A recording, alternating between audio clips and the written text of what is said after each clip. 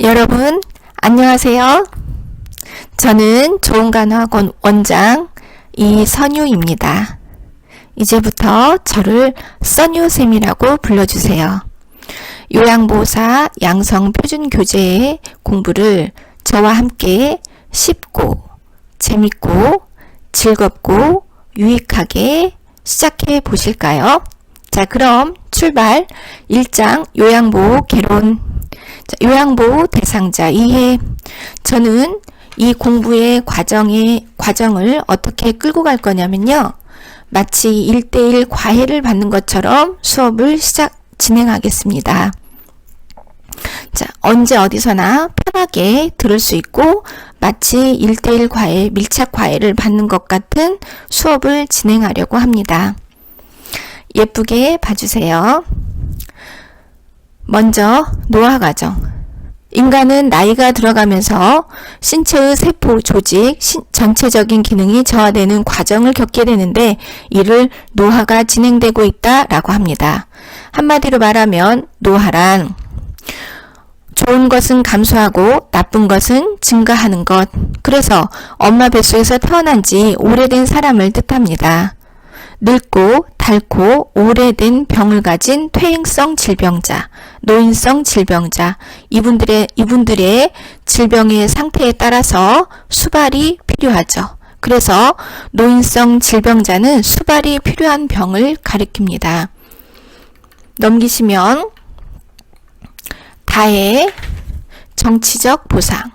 이 부분을 한번 볼까요? 국가는 어버이날을 제정하고 있죠. 5월 8일이에요. 노인의 날은 10월 2일이고요. 그리고 10월은 경로의 달입니다. 또 넘기세요. 노년기의 특성. 먼저 신체적 특성. 신체란 몸신의 몸체자, 몸을 말해요. 자, 우리가 엄마 뱃속에서 태어난 순간부터 노화는 시작된다고 볼 수 있어요. 우리는 엄마 뱃속에 있을 때 양수라는 물속에 있었어요. 물속에 있을 때는 노화가 일어나지 않았죠. 그런데 탯줄액에서 분리되어 산소에 노출되는 순간, 그 순간부터 우리는 노화를 겪게 되는 겁니다. 그래서 공기를 만나면서 세포는 산화되고 노화를 시작하는 거죠. 그래서 적당한 성장이 멈추고 나면 매일매일은 죽음이라는 관역을 향해 달려갑니다. 인간은 태어나면서 끝이 준비된 유한한 존재입니다. 끝이 있음을 알고 달려가는 거죠. 오늘을 살고 있으면서 내일을 생각하고 미래를 설계하고 또 아이러니하게도 영원하기를 꿈꾸지요. 사람은 유한한 존재이면서 영원을 갈망하는 자라고 할 수 있어요. 그래서 우리는 좋아하는 말이 있어요. 단연코 영원히 사랑해, 영원히 잊지 못할 거야, 영원히 간직할게, 영원 속에서 우리 다시 만날까? 이런 말 하면 되게 좋아하잖아요. 자, 그러면 우리 몸의 노화 어떻게 구체적으로 진행되는지 한번 볼까요? 뼈와 근육이 위축되어 등이 굽어요. 그건 무슨 뜻이냐면 경추, 흉추, 요추의 골질이 빠져요. 골질은 빠지는데 뇌가 있는 머리는 여전히 무겁거든요. 그러니까 나도 모르게 몸이 점점점 D자처럼 굽어져요. 그래서 젊은 나이보다 키가 조금씩 줄어들죠. 피하 지방이 감소하여 줄치고. 자, 지방은 꼭 나쁜 게 아니에요. 우리 피부에 겉면이 있고 그 다음 면이 있고 그 다음에 중요한 진피가 있죠. 자, 그러면 이 사이에서 단열재 역할을 하는 게 바로 지방이에요. 그래서 우리가 곰이 이 겨울잠을 자기 전에 연어를 많이 먹어요. 모든 음식을 닥치는 대로 막 먹죠. 그래서 어떻게 하냐면 먹어서 이 지방이라는 외투를 몸에 걸치고 잠을 자는 거예요. 그 잠을 자는 동안에 저체온으로 죽지 않기 위해서 두꺼운 지방이라는 코트를 입고 자는 거죠. 우리 사람도 동물에 속하기 때문에 어느 부분은 동물에 속하는 부분이 많죠. 그래서 우리도 겨울이 되면 우리도 모르게 몸에서 지방을 만들어요. 그래서 외계의 추위와 견디고 이겨내려고 하는 거죠. 자, 그래서 지방이 있어야 겨울에는 추위를 견디고 여름에는 더위를 견디거든요. 특히 추위. 그런데 나이가 들어가면 이 지방이 녹아서 줄어들어요. 우리 몸의 단열재 층이 얇아지는 거죠. 그래서 어르신들은 선풍기 바람, 에어컨 이런 거 좋아하지 않습니다. 그래서 추위에 약하다. 그래서 여름에 쓰라고 에어컨을 달아줘도 전기세도 전기세지만 그다지 여름이 덥다라는 생각을 별로 안 하시는 거예요. 지방이라는 외투가 얇기 때문에. 자, 그래서 우리 젊은이와 다르게 문을 자꾸 연다든가 바람 부는 곳을 찾아가서 앉아있다던가 하는 일을 하지 않습니다. 자, 면역 능력 저하. 자, 면역이란 병과 싸워서 이기는 힘을 말해요. 그러니까 우리는 그거를 항체가 생겼다, 항체라는 말을 또 쓰기도 해요. 자, 면역력이 높다는 것은 병과 싸워서 이길 힘이 세다 이런 뜻이에요. 그래서 면역력을 증강시킨다, 면역력이 좋다 이런 말은 튼튼하다, 건강하다, 나는 병에 잘 걸리지 않는다 이런 뜻이에요. 그런데 이제 엄마 뱃속에서 태어난 지 70년, 80년을 이렇게 살아오고 있어요. 그러면 살아오면서 나를 지켜줬던 면역 세포들이 많이 없어지죠. 그러면서 몸이 약해져요. 그러면 이 면역이 높은 사람은 또 아프다는 신호도 빨리 오는 집단이에요. 어린아이들은 면역력이 대체로 높아요. 아직 어리기 때문이에요. 이게 바로 신의 섭리죠. 그래서 어린아이들은 내가 어떻게 아픈지를 구체적으로 말을 할 수가 없어요. 그렇기 때문에 이 많은 면역 세포들이 부모에게 알려줍니다. 지금 이 아이가 어떻게 아픈지를. 그래서 아프다는 신호가 빨리 와요. 그래서 고열로 금방 40도가 되고 설사 몇 번에 탈수가 와서 쓰러질 수도 있어요. 그러면 부모님들이 어떻게 해요? 빨리 아기를 안고 병원으로 달려가죠. 이렇게 말을 하지 못하는 어린아이일수록 면역력이 높은 이유는 또 이렇게 언어를 잘 쓰지 못하니까 아이를 잘 돌볼 수 있는 시스템을 또 만든 거죠. 그래서 병원에 가서 치료를 받으면 금방 내가 언제 아팠지 하고 아이들이 뛰어놀고 돌아다닙니다. 자, 그런데 노인분들은 이렇게 면역력 세포가 많지 않기 때문에 아프다는 신호가 늦게 와요. 그래서 병의 뚜껑을 열어보면 병이 오래 묵어있는 상태가 대부분이에요. 그래서 기침 몇 번 했다고 폐암 발기, 소화 좀 안 돼서 부대꼈는데 위암 발기 충분히 이럴 수 있어요. 자, 잔존 능력 저하. 남아서 존재하는 능력. 자, 그러면 이 의학이라는 학문은 어디에서 왔냐면 서양에서 왔어요. 이 의학이라는 학문은 서양인들의 사고방식을 그대로 집대성한 최고의 학문이라고 할 수 있어요. 그들이 중요하게 생각하는 사고방식이 뭐냐면 자유, 자립, 존중이에요. 그래서 최대한 자립시키도록 하는 것, 자활을 유도하는 것. 그래서 서양인의 사고방식은 아픈 환자라고 모든 거를 다 해주지 않아요. 우리는 아프면 다 해주잖아요. 그리고 아프면 웬만한 건 그래 용서해주는 그런 문화죠. 그리고 평소에 미웠어도 아프면은 수발을 다 들어주죠. 그래서 이제 그지 같은 드라마 이런 거 보면은 막 온갖 나쁜 짓 다 했는데 나중에 죽을 병 걸리면 그냥 막 다 뜻을 받아주고 막 눈물 흘리면서 서로 용서하고 이런 장면 나오죠.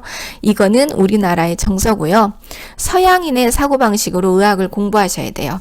의학은요, 다 해주지 않는다. 그래서 할 수 있는 것은 본인이 하게 하고 할 수 없는 부분만 도와준다. 그래서 간호의 기준이 있어요. 돌봄, 케어의 기준이 있어요. 그게 요양보사 선생님이건 간호조무사이건 간호사이건 간에 돌봄에도 기준이 있는데 그 기준표는 뭐냐? 그분이 할 수 있는 것은 하라고 하고 할 수 없는 것만 도와줘라. 그래서 나중에 병원에서 좋아져서 퇴원하고 시설에서 좋아져서 집으로 가고 주간보호에서 좋아져서 집으로 가서 일상생활을 스스로 할 수 있게 자립을 자활하도록 도와줘야 된다. 이게 바로 가이드라인이에요. 그래서 요양보사 시험에도 이렇게 나와요. 방문 요양을 나간 요양보사의 행동으로 옳은 것을 찾아라. 그러면 거기에서 정답은 함께 청소한다, 함께 빨래한다, 함께 장을 본다, 함께 요리를 한다. 그래서 절대로 이렇게 생각하면 안 돼요. 환자를 어떻게 부려먹지? 라고 생각하면 정답도 없고 재수, 삼수, 오수가 기다려요.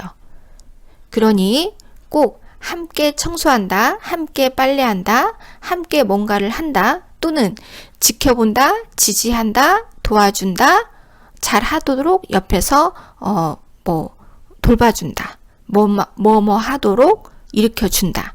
이런 말이 들어간 것은 다 답니다. 그게 무엇이든지 가능한 환자가 할 수 있는 부분은 하게 하도록 한다가 정답입니다. 그래서 요양보호사의 케어의 범위는 잔존 능력 유지, 잔존 능력 증진, 잔존 능력 보존이에요. 자, 회복 능력 저하. 회복이라는 것은 병을 탈탈 털고 일어나서 짐 싸가지고 집에 가는 거예요. 원래 나의 일상으로 돌아오는 거죠. 하지만 면역력이 떨어져 있고 남아서 존재하는 능력이 별로 없는 분들, 이 노화가 많이 진행된 어르신들에게는 회복이 어려울 수도 있어요. 그래서 예전 젊은 날에는 좀 아파도 2, 3일 누웠다가 일어날 수 있었는데 노화가 많이 진행된 나이가 들수록 회복하는 능력이 떨어져서 장기적 질환으로 이행될 수가 있어요. 그래서 합병증이 쉽게 온다. 감기에서 폐렴, 방광염에서 신우신염, 충분히 이럴 수 있어요. 자, 비가역적 진행이란 무엇이냐? 아닐 비자예요. 아니다. 가역은 전진이에요. 전진인데 우리가 엄마 뱃속에서 태어난 순간 시작한 이 노화는, 한 번 시작한 노화는 멈추지 않는다. 이런 뜻이에요. 그래서 인간의 노력으로 노화의 진행을 막을 수 없다. 자, 우리는 이미 끝을 알고 태어난 존재죠. 그래서 우리가 우리의 힘으로 죽음을 막을 수 없어요. 노화가 멈추는 순간은 죽음이에요. 그래서 매일매일이 모여서 결국에는 이 죽음이라는 관역을 딱 맞추게 되죠. 그렇다고 너무 낙담하거나 좌절하실 필요는 없어요. 그럼에도 불구하고 우리는 오늘을 살아야 되고 내일을 설계해야 되고 미래를 또 고민해야 돼요. 그러면서 나의 삶이 오늘로 끝나지 않고 영원으로 기억되게 만들어야 된다는 거죠. 그래서 우리에게 오늘만큼 중요한 시간은 없고 모든 것은 다 감사하고 중요한 시간인 거죠. 자, 그래서 우리는 연구를 합니다. 어떻게 하면 노화를 좀 뒤로 좀 미루고 지금의 이 젊음을 조금이라도 좀 유지할 수 없을까? 그래서 항산화 식품, 항노화 이런 말을 이제 붙이는 식품이나 약품이나 화장품을 만나면 열광을 하는 거죠. 그리고 기대를 하는 거죠. 그래서 좀 가격이 나가도 항산화, 항노화 기능이 있다 그러면은 과감히 이제 좀 소비를 하는 경향이 있죠. 자, 다시 한번 잘 설명을 드리지만 비가역적 진행이라는 것은 전진하고 있는 것을 멈출 수 없다 이런 뜻이에요. 예를 들면 동화책 속에서는 멈출 수는 있어요. 그래서 옹달샘에 들어가서 목욕을 한 청년, 또 목욕하고 또 목욕하면 점점점 어려지다가 결국에는 뭐 하죠? 어린아이가 되잖아요. 자, 이렇게 우리가 영화나 동화책에 보면은 어떤 생명을 장수시키는 불로, 그 다음에 치유, 이런 상징물이 물로 많이 표현이 돼요. 그건 왜 그러냐면 우리가 엄마 뱃속에 있을 때 양수 속에 있었기 때문이에요. 그래서 그 양수를 상징하는 상징물이 바로 물이니까 영화나 전설이나 동화에서도 생명수를 물로 상징하는 거죠. 자, 이제 심리적 특성. 자, 심리는 뭐냐면 이제 노인이 되면 몸만 늙느냐? 아니에요. 이제 마음도 늙어요. 마음도. 그래서 심리에다가 마음이라고 쓰세요. 마음. 자, 그러면 마음이 늙으면 가장 먼저 찾아오는 게 뭐냐? 그렇죠. 우울증이 찾아오게 됩니다. 우울증. 그러면 우울증은 삼박자가 없어요. 일단 의욕이 없고 식욕이 없고 잠이 없다. 고로 체중이 감소한다. 의욕이란 의지예요. 욕구에 대한 의지가 없고 음식에 대한 욕구가 없고 수면에 대한 의지가 없어요. 그러니 살이 빠질 수밖에 없죠. 그런데 우리나라 사람들이 우울증이 심해서 우울증 치료를 많이 받기도 하고 또 자살을 시도하기도 하잖아요. 그래서 실제로 우울증은 요양부사 시험에서 적어도 한 문제는 나옵니다. 그래서 의욕이 없고 식욕이 없고 잠이 없다. 무엇을 의심할 수 있냐? 정답은 우울증. 우울증의 증상으로 옳은 것을 찾아라. 의욕이 없고 식욕이 없고 수면이 없다. 이런 거. 그 다음에 이렇게도 나오죠. 땡땡이를 방치하면 자살을 할 수도 있다. 이게 뭐냐? 정답은 우울증. 자, 그래서 거기 책을 보시면 나와 있죠? 불면증, 식욕부진, 체중 감소, 그죠? 그 다음에 이제 타인을 비난한다. 이렇게 책에는 써 있어요. 자, 내향성의 증가. 내향성이란 안내자에 바라볼 향자예요. 그래서 시간이 나면 나만 바라봐요. 내가 살아온 70년, 80년 인생을 바라보고 들여다봐요. 그래서 자기에게 몰두하게 돼요. 밖으로 막 돌아다녔던 분도 연세가 드시면 집에 집거하면서 자기 삶을 자꾸 바라보고 되짚어보고 그리고 이제 내가 살 날이 얼마 안 남았구나 이런 생각에 자꾸 빠진다는 거죠. 그런 거를 내향성이 증가한다 이렇게 말해요. 그런데 이 내향성에 너무 집착하게 되면 안 돼요. 왜냐하면 우리가 살아온 시간을 바라보면 어떤 일이 생기죠? 맞아요. 후회가 생겨요. 후회가 밀려오고 그 다음에 때에 따라 좌절도 하고 그때 내가 왜 그랬는지 자기 자신을 비난하기도 하고 이래요. 그러면 또 우울증이 따라올 수가 있어요. 그래서 너무나 어르신이 내향성에 빠지지 않도록 주변에서 관심을 좀 가져줘야 돼요. 그리고 긍정적인 말을 해주셔야 돼요. 어르신 이만하면 엄마 아버님 이만하면 참 잘 살아오신 거예요. 이렇게 긍정적인 말을 해주셔야 합니다. 자, 조심성의 증가. 조심성. 자, 조심성이 증가할 수밖에 없어요. 그래서 쓰세요. 돌다리도 두드려 본다. 왜 그러냐면 70년, 80년 인생을 살아왔어요. 살아오면서 좋은 일도 있었고 나쁜 일도 있었죠? 그러니까 이렇게 생각하는 거죠. 자기가 살아온 시간은 생각하지 않고 앞으로 남은 시간이 얼마 없다고 생각해요. 그래서 그 얼마 없는 시간에 앞에 저질렀던 실수나 오점을 또 다시 치르고 싶지 않다. 그래서 매사 신중해져요. 그리고 이제 어떤 일에 대해서 결과적인 확신이 있다. 예를 들어 요양보호 학원을 다니기로 했어. 저희 학원에도 어르신들이 꽤 많이 와요. 그래서 저희가 84살, 85살, 83살 오셔서 이제 다 합격하셨죠. 저는 개인적으로 88살, 90살 이런 분이 오시기를 좀 기다려요. 이미 베트남 학생들은 요양보사 자격증을 6명 땄거든요. 그 다음에 대한민국 최초로 우리 학원에서 베트남 학생이 간호조무사, 사실 요양보사보다 좀 더 어려운데 간호조무사를 5명이 땄어요. 사실 제가 더 이상 세울 기록이 없다고 개인적으로 생각을 해요. 그래서 이제 베트남 학생들은 이제 제가 5명 세운 거 아직 기록이 깨지지 않았기 때문에 그거는 안심되는데, 제가 계속 도전하고 싶은 게 뭐가 있냐면 고령이신 분들에게 도전을 하고 싶어요. 그래서 88살, 90살 이런 분들 한번 합격을 만들어 보고 싶어요. 이번에 2월 22일 날 시험을 봤죠. 그래서 이제 결과가 나왔죠.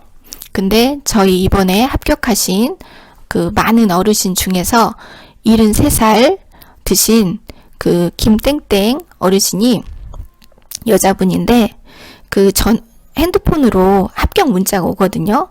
예전에는 단순하게 합격, 불합격 이렇게 왔는데, 이제 국시원이 똑똑해져 가지고 그 몇 개를 맞췄는지 보내줘요. 그래서 이제 이제 우리가 요양보사 시험을 끝나고 나면 이제 병원에 가셔서 그 도핑 테스트를 해야 돼요. 이분은 마약 중독자가 아니다, 정신질환자가 아니다, 이런 검사를 하셔야 되는데, 검사를 하고 오시면서 학원에 들리셨어요. 그래서 제가 어머니, 어머니 몇 점 맞았나 되게 궁금해. 핸드폰 번호 핸드폰에 온 문자 한번 보여줄 수 있어요? 그리고 저를 보여주셨어요. 근데 합격이라고 돼 있고 보니까 1교시가 31, 2교시가 41 이렇게 맞히신 거예요. 근데 우리 어머님이 도대체 이게 뭘 의미하는지를 모르시는 거야. 왜냐면 합격만 보신 거죠. 그래서 어머니, 와, 대단하다. 어머니 이거 장원급제한 거예요. 1교시에서는 4개 틀린 거고 2교시에서 4개 틀린 거예요. 와, 어머니 장원이야, 장원. 그랬더니 너무 좋아하시는 거예요. 남편분이 아프셔가지고 가족요양하러 오셨거든요. 목적을 달성할 수 있게 됐죠. 자격증이 4월 8일 나오니까 이제 늦어도 4월 9일부터는 가족요양을 하실 수 있게 된 거죠. 그래서 제가 또 한 번 뿌듯했어요. 저는 그 공부의 방법이 어려운 것도 쉽게 해석해서 쉽게 가르치자. 그리고 낮은 단계에서 점점점 수준을 올려주자. 그리고 이 의학이라는 게 딱딱하고 좀 재미가 없어요. 특히 요양보사 책은 복지하고 간호 파트를 섞어놨거든요. 그래서 어르신들에게 쉽게 이게 다가갈 그 과목이 아니에요. 그래서 이제 그런 과목이기 때문에 제가 농담도 섞고 재미있는 예를 들어가면서 지루하지 않고 어렵지 않게 거부감 없게 이제 끌고 가려고 합니다. 제가 하자는 대로 제가 줄치고 중요하고 외우라고 하는 것, 제가 이해하라는 식대로 이해하시면 저희 베트남 학생들처럼 저희 고령의 80대, 85 이런 어르신들처럼 여러분도 합격할 수 있습니다. 그리고 합격은 당연히 하셔야 되고요. 그리고 그 위의 것들, 이왕에 의학을 공부하게 된 마당에 더 깊이, 더 섬세히, 더 재밌게 많은 지식을 아시도록 제가 도와드리겠습니다.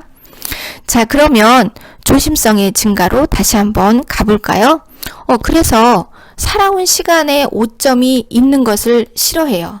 남은 시간이 얼마 안 남았는데 내가 또 실수를 저질러서 자식들에게 민폐를 끼치면 안 되지, 이런 생각이 굉장히 강하다는 거죠. 그래서 우리 학원의 어르신들이요, 한 번에 와서 접수를 하지 않아요. 또 물어보고 내가 이걸 할 수 있을까 막 이래요. 다니시고 끝날 때까지도, 시험이 끝나는 날까지도 걱정을 하시거든요. 그런데 대부분 다 하세요. 끝나고 나면 정말 내가 이걸 해냈다는 거에 대해서 굉장히 뿌듯해 하시고 시작한 것을 잘했다고 하시거든요. 자, 이렇게 결단이나 행동이 느려지고 매사 신중해진다. 남은 시간이 항상 얼마 없다고 생각하기 때문이에요.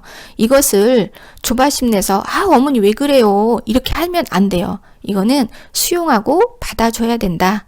자, 그 다음에 경직성의 증가. 경은 딱딱할 경자에 곧을 직자예요. 그래서 이제 오랜 세월을 살아오면 우리는 이렇게 생각해요. 연세가 많이 드시니까 이분들은 포용적이고 관대할 것이고 너그럽다 이렇게 생각하는데 그건 좀 오산이에요. 오히려 이분들에겐 항상 생각이 있어요. 남은 시간이 얼마 없다. 그래서 이렇게 생각해요. 야, 앞으로 살아갈 날이 많은 네가 내 꼴을 좀 봐주면 어때서? 그래서 나만 봐, 나를 먼저 챙겨줘. 이렇게 이제 젊은이하고 부딪히게 돼요. 그래서 생각이 뻣뻣하고 융통성이 없다. 옛 것을 고수하고 새 것을 싫어해요. 그리고 새로운 방법을 알려주면 더 저항이 세집니다.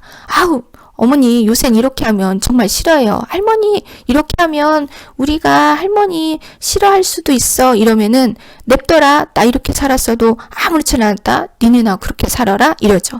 그래서 젊은이들이 뭐라고 불러요? 죄송하지만 이제 융통성, 공감하는 능력이 떨어지니까 통감하는 능력이 떨어진다. 서로 공감대가 적어지죠. 그래서 이런 분들에게 이제 우리는 젊은이들이 두 글자를 붙여요. 꼰대. 죄송하지만 꼰대가 되시면 안 돼요. 가능하면 이제 공감대가 통감이 되는 관계가 되어야 덜 외로우니까 약간 고집을 좀 내려놓으시고 서로 상호 마음의 문을 여셨으면 좋겠습니다. 근데 사실 이게 어려워요. 연세 드신 어르신들에게는. 그래서 이렇게 경직성이 있어서 고집이 세시고 예전에 성격이 강해지게 되는데 그럼 이분들 어떻게 해야 되냐? 그렇지. 수용하고 경청한다. 그래요. 이분들 내버려 두면 안 돼요. 수용하고 경청한다. 융통성이 없는 이 분들을 수용하고 경청하는 것이 가장 중요하다고 봅니다. 그래서 우리 요양보호사 선생님들이 나가셔서 요양보호사 선생님들이 그분들 편을 들어서 받아주고 들어주고 잘 대해주시면은 훨씬 좋아지겠죠. 자, 그러면 이제 생에 대한 회고의 경향. 이 회고는 뭐냐면 돌아볼 회자에 생각할 고자예요. 그러니까 시간이 나면 또 70년, 80년 인생을 양탄자 펼치듯이 쫙 펼쳐놓고 바라봐요. 근데 여기에 너무 많이 빠지면 이것도 문제가 돼요. 왜 그러냐면 껄인생이 되거든요. 후회. 바라보면 뭐가 밀려와요? 후회가 밀려오고 한이 이제 밀려오는 거지. 그래서 내가 예전에 그 집을 팔지 말걸. 그때 그 땅을 팔지 말걸. 이렇게 후회가 밀려오는 거예요.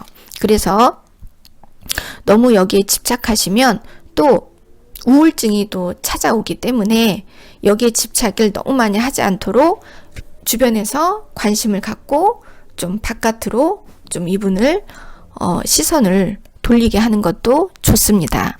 자, 그래서 우리는 다 이렇게 생각해요. 나처럼 특별한 인생을 산 사람은 별로 없을 거야.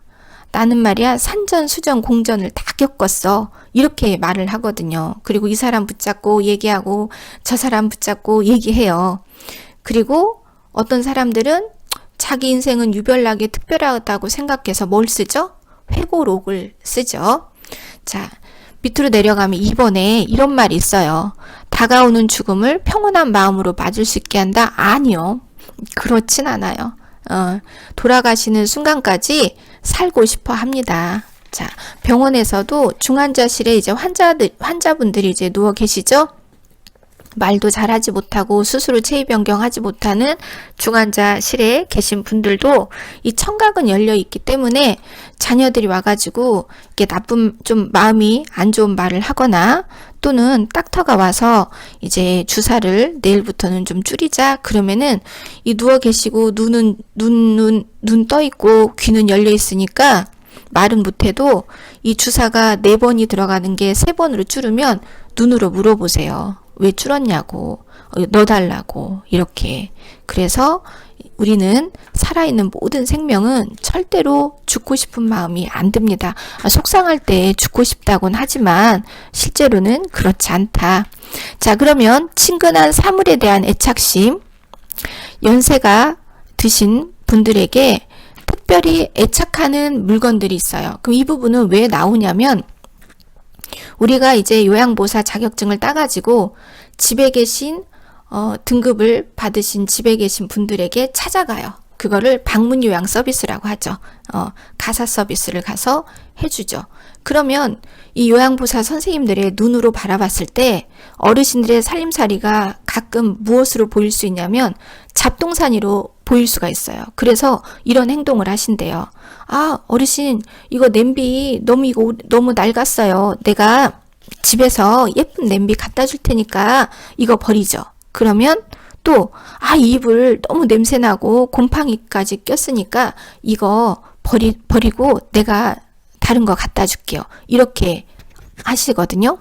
그러면 어르신 얘기해요. 안 돼. 그건 우리 큰딸이 첫 월급 타서 사온 냄비야. 그건 우리 며느리가 시집 올 때 해준 거야. 그래서 안 돼. 그러니까 함부로 어르신의 물건을 손대거나 버리거나 그러시면 안 돼요. 왜냐면 그분에게는 다 의미가 있는 거지. 사랑 있자. 그래서 사랑이 다 담겨 있어. 추억이 담겨 있고 그 물건을 바라보면 그 시절이 있고 그 시절 속에 내가 있는 거야, 내가. 그래서 애착을 하는 거죠. 그래서 친근한 사물에 대한 애착이 생기게 돼요. 우리 엄마들도 이사 갈 때 끝까지 갖고 가는 물건 있지 않아요? 주로 아이들이 타온 상장, 졸업 앨범, 막 트로피. 저도 좀 그런 면이 있어요. 그거 바라보면 되게 뿌듯하고 좋잖아요. 자, 그래서 그렇게 뿌듯하고 좋은 감정을 세월의 흐름 속에서 자기 정체감을 유지하려는 것이다. 이렇게도 표현을 했네요. 자, 그 다음에 유산을 남기려는 경향.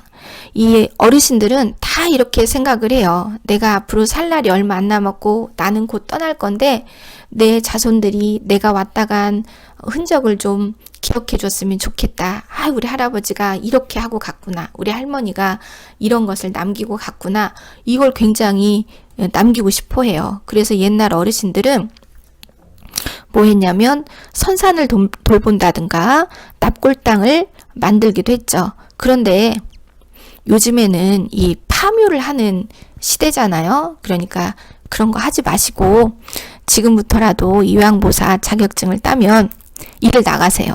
그래서 돈을 벌어서 손자 손녀들 통장에 5천만 원씩 꽂아주세요. 그러면 그걸 훨씬 더 좋아합니다.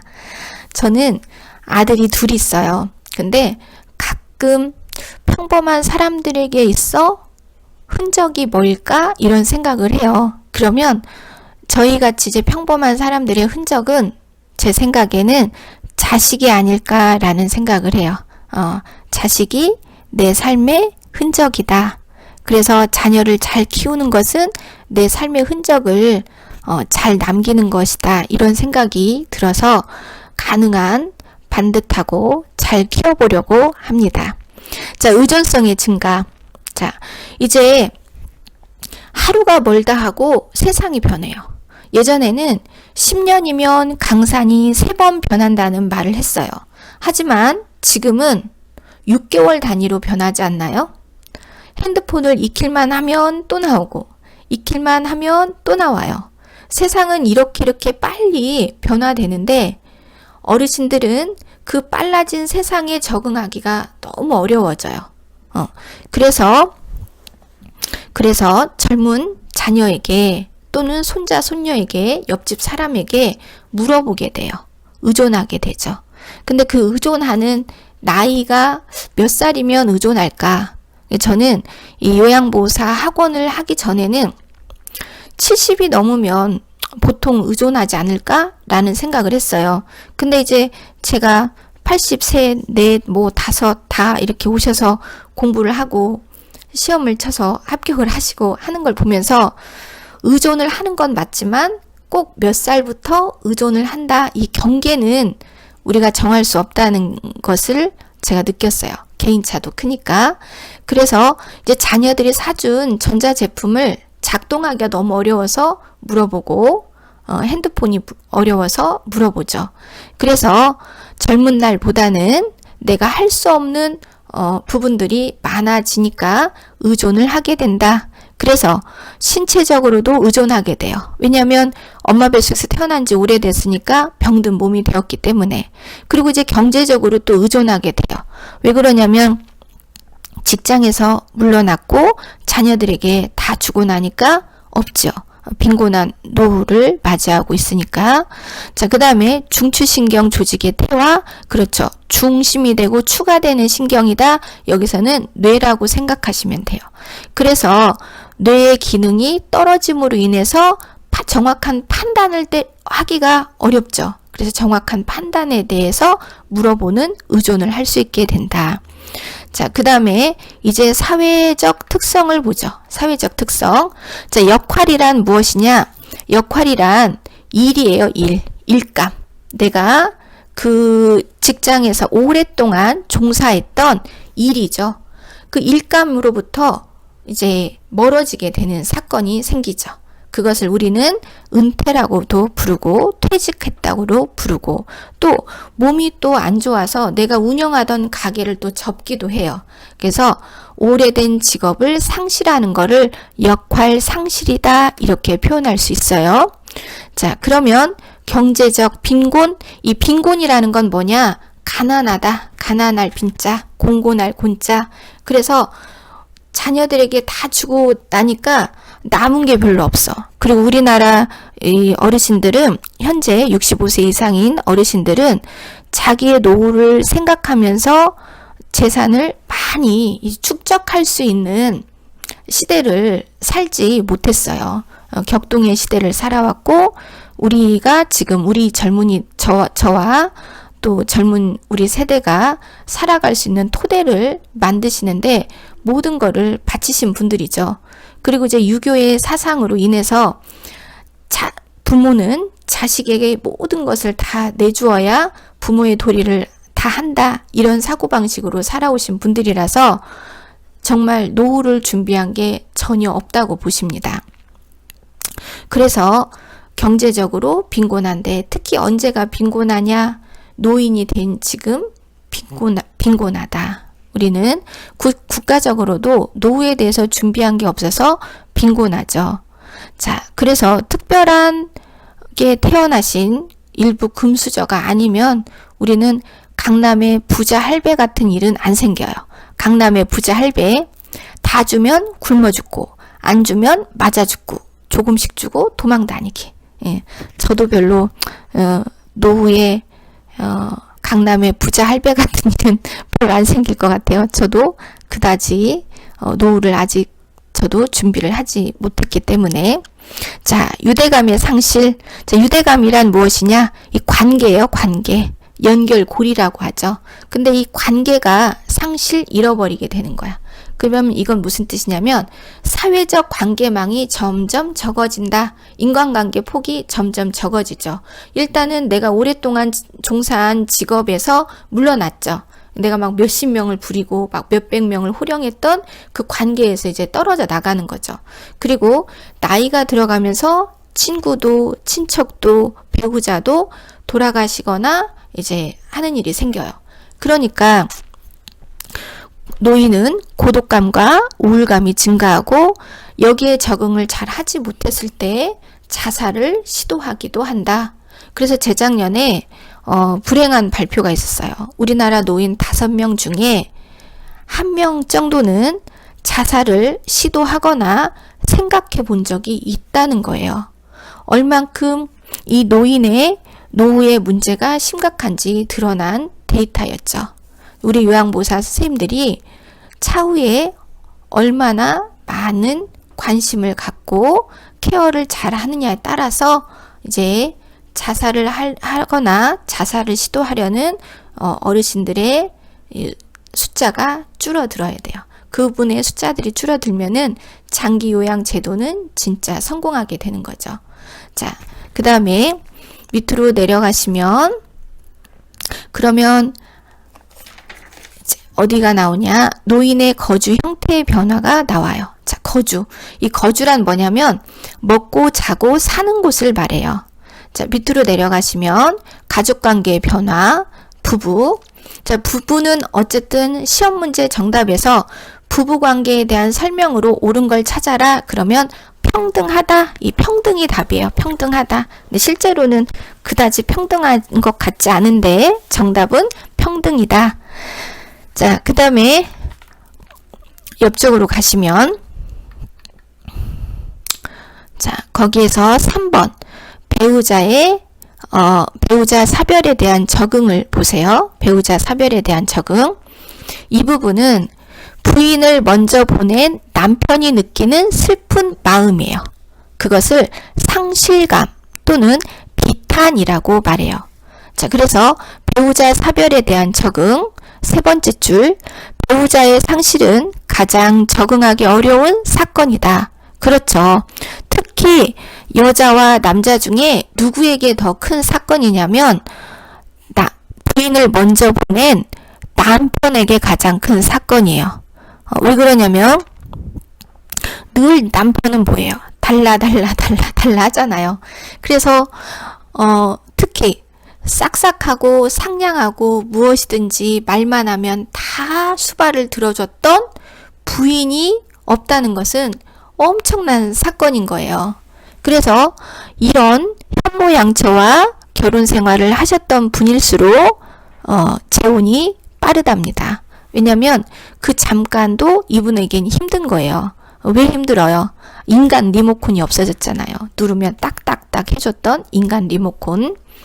그래서 새로운 인간 리모컨을 찾아서 재혼을 하게 되는 거죠.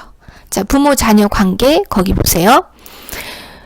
이 부분은 자녀들을 출가시키고 독립시킨 엄마가 느끼는 감정이에요.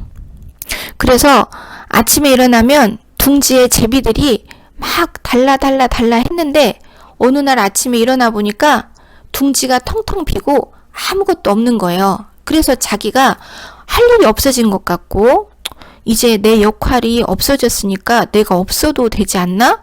이런 이제 우울증이 또 찾아오는 게 되는 거죠. 그래서 빈 둥지, 여기서 둥지라는 건 가정이에요. 가족. 가족들이 이제 성장해서 다 떠난 것. 그래서 텅텅 빈 가정을 바라보면서 슬픈 생각이 든다. 그래서 빈 둥지 증후군인데 이것은 엄마가 느끼는 슬픈 감정이다. 자, 밑으로 내려가시면 부모와 근거리에 살면서 부양을 하는 수정 확대 가족 네모치고 수정 확대 가족. 자, 부양이란 뭐냐면 먹이고 입히고 돌보는 거예요. 이렇게 조심성이 증가하고 경직성이 증가해서 젊은이와 공감대가 잘 형성이 되지 않은 어머니, 아버지를 돌보긴 돌봐야 되는 거지. 그런데 이런 분들과 한 지붕 안에서 함께 먹고 자는 것은 사실 심리적으로 부담이 되는 거예요. 그런데 걱정이 되죠. 그래서 부모님이 계신 집 근처로 이사를 와서 왔다 갔다 하면서 돌보고 사는 거죠. 그것을 현대판 가족의 형태로 옳은 것을 찾아라. 그러면 정답은 수정 확대 가족이다. 고부는 모두 알고 계신 것처럼 시어머니와 며느리예요.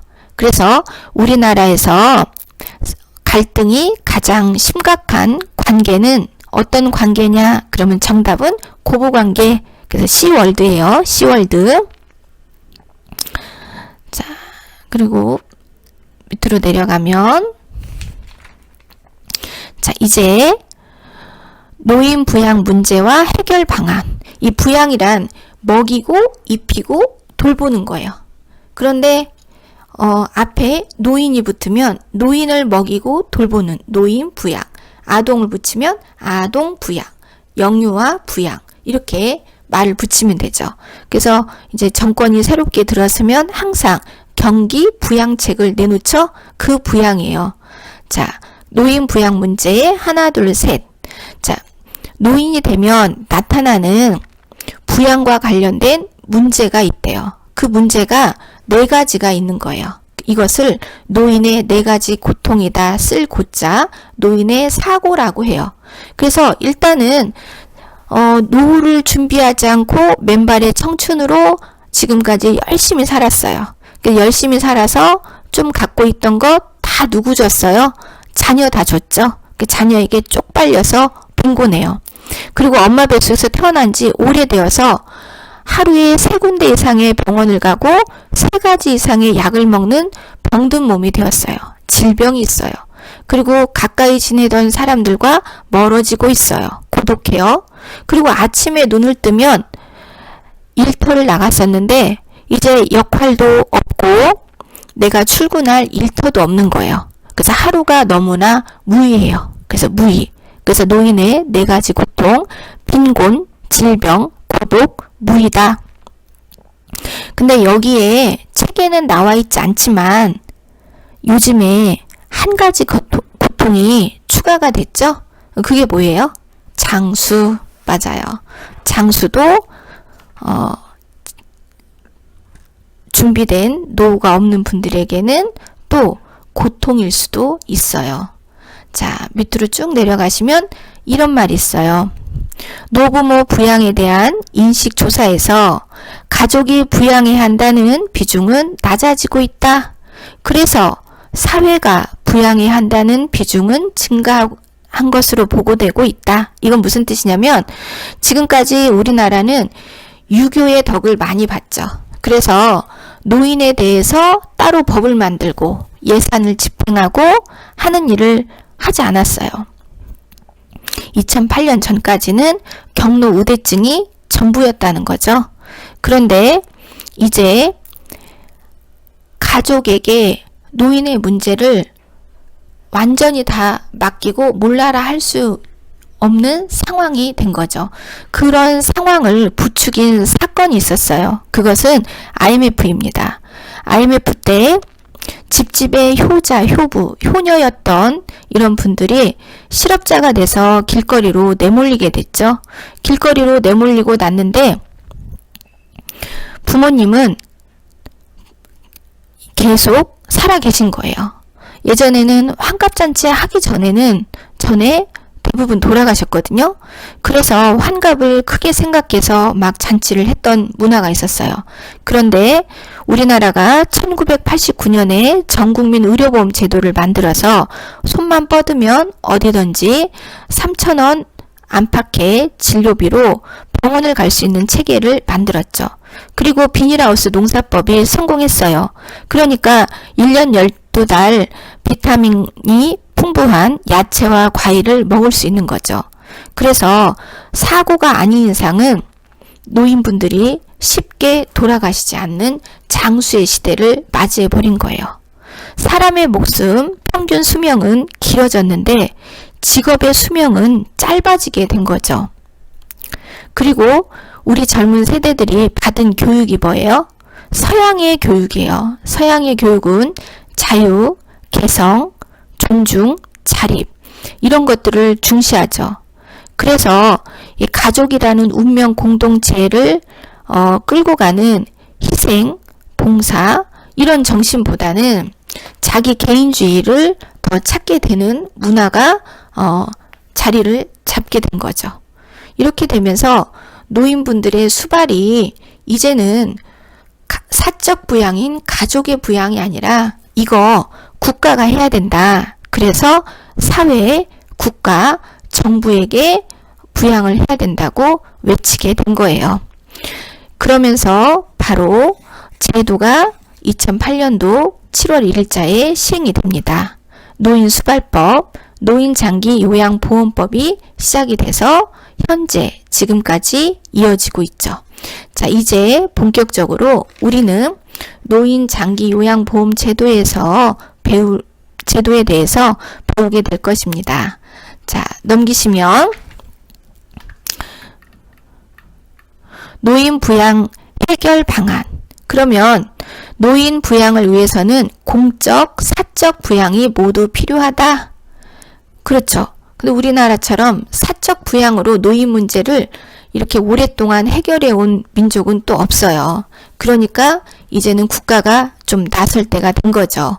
그래서 공적 부양 제도를 만들게 된 거예요. 그럼 여기에서 공적이란 무엇이냐? 국가가 세금을 걷어서 하는 사업을 말해요. 그래서 이 국가가 세금을 걷어서 하는 사업은 몇 가지 특징이 있어요. 연대 책임감이 있고 십시일반, 10사람이 밥을 한 숟갈씩 덜면은 한 그릇이 나온다는 연대 책임감, 그래서 공동체 정신이라고 하죠. 그래서 연대 책임감이 있고 소득 재분배, 부자에게는 세금을 많이 내라고 해요. 저처럼 부자가 아닌 사람에게는 조금 내라고 해요. 그래서 그거를 국가가 손에 쥐고 너도 3,000원, 너도 3,000원 진료를 받아. 그래서 소득 재분배. 그리고 안 내면 벌금 물리고 막 딱지 붙이고 하죠. 그래서 강제성. 국가가 세금으로 하는 사업에는 연대 책임감, 소득 재분배의 강제성의 특징이 있어요. 자, 그래서 공적 부양 제도를 이제 만드는데 이것은 언제 초안이 만들어졌냐? 김대중 대통령께서 취임식 때 이렇게 말을 했어요. IMF 때문에 많은 실업이 생기고 그 실업 중에 효자, 효부, 효녀들이 부모를 감당할 수 없게 되면서 늘 노인 부모 때문에 싸웠네, 이혼을 하게 되었네, 뭐 싸우다가 불이 났네, 이런 뉴스가 하루가 멀다 하고 등장하게 됐죠. 그래서 생각을 하셨어요. 이제 우리도 일본과 독일처럼 노인에 대한 공적 부양을 시작을 하자. 그래서 취임식 때 이렇게 말씀을 하십니다. 국민 여러분, 이제 노인의 문제는 국가가 책임지겠습니다. 치매, 중풍, 와상에 대해서 국가 책임제로 가겠습니다. 이렇게 말씀을 하셔요. 그런데 김대중 정권 때는 이 IMF 이 수습이 너무 컸죠. 그래서 그 다음 정권인 노무현 정권에게 이 사업이 넘어갔어요. 그래서 김대중 정권 5년, 노무현 정권 5년, 10년에 걸쳐서 만들어진 게 바로 노인 장기 요양보험 제도이고 시행은 2008년 7월 1일자로 시행하게 된 거죠. 맨 처음 이 제도가 나왔을 때는 노인 수발법이었어요. 그리고 노인 수발자를 양성한다고 했죠. 그런데 이 수발이라는 말이 너무 여성을 비하한 거다 이래가지고 노인을 장기적으로 요양에 대한 항목을 가지고 돌보는 서비스다. 그래서 장기 요양 보험 제도라는 말로 바뀌게 된 거죠. 어쨌든 그 제도의 뚜껑을 열어보면 수발이죠. 우리는 요양보사 선생님들께서는 요양 등급을 받으신 어르신들에게 수발을 들러 나가시는 겁니다. 자, 그래서 우리 이제 요양보호 관련 제도 및 서비스 있는데 조금 쉬었다가 다시 시작하죠. 고생하셨습니다.